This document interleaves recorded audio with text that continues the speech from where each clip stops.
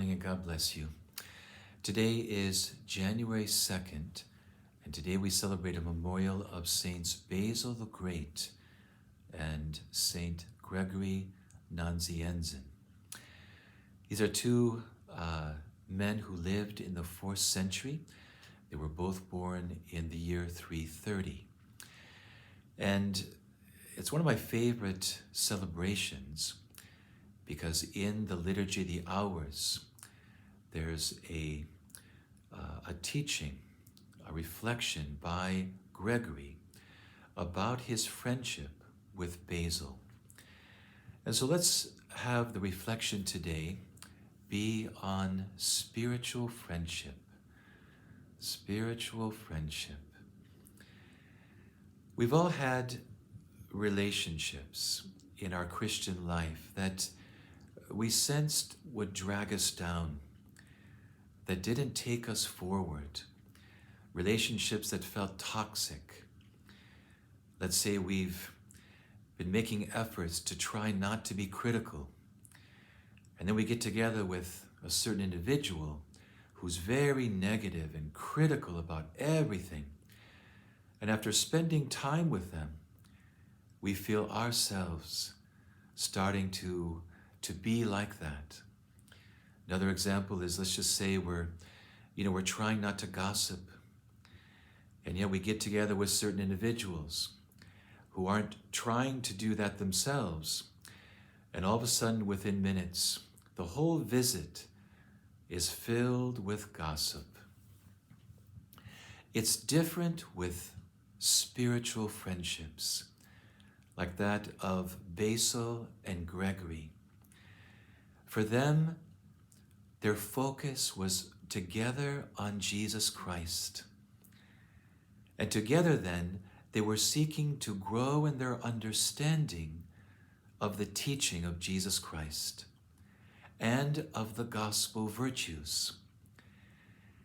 And so kind of like, John the Baptist in the gospel today, where his delight is not to be at the center and to promote himself and to be thought of as something more than he is. But his delight is to prepare the way for someone else, Jesus Christ, and to turn people toward the one whose path he's preparing.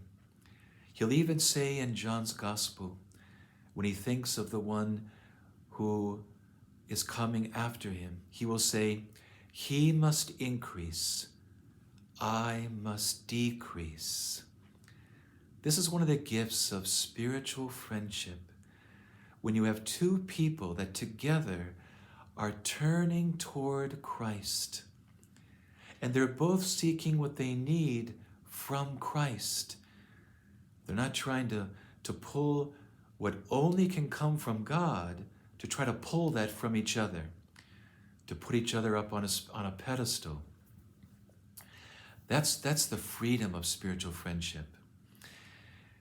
And what's beautiful is when two people are looking to Christ together and trying to become like Christ together, they become more of a blessing to each other.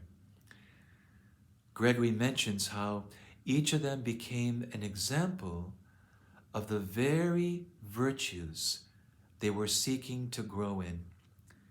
Each of them was like a model and an inspiration for the very virtues they were each striving to mature in. I remember when I was in the seminary, this was back in the mid to late 90s, and as with any situation in our life, there were plenty things that were less than ideal, many things to complain about. And there was a small group of us where we decided that we didn't want to fall into this spirit of negativity and complaining and murmuring. And so we gave each other permission that whenever we fell into that, we gave each other permission to call each other out and to encourage us to pick up the cross and to remain in a spirit of faith and a spirit of charity with regard to things happening in the seminary.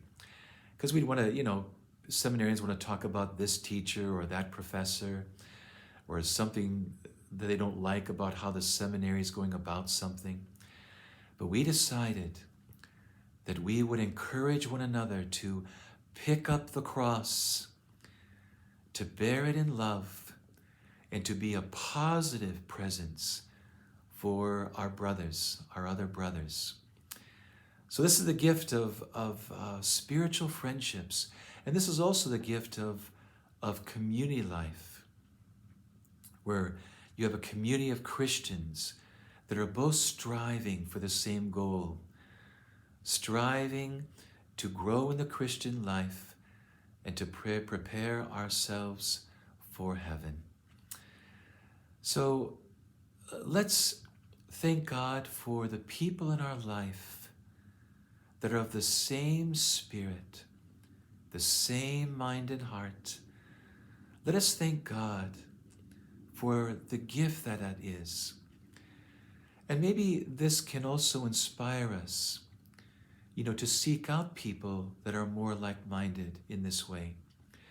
And maybe there's a discernment that needs to be made in other relationships, that maybe if we're not strong enough in our own faith, maybe we have to discern whether certain relationships are good for us. Maybe I need to put a little more distance between myself and maybe certain people, or maybe to pray more deeply about how I can be an example, a light, and to turn a relationship in a better direction so that it's not so toxic and one that drags us down into a worldly way of living and thinking. So God bless you, and let's pray for each other. And this is another gift of the spiritual friendship, is how we can pray for each other and support each other in the Christian life. God bless your day.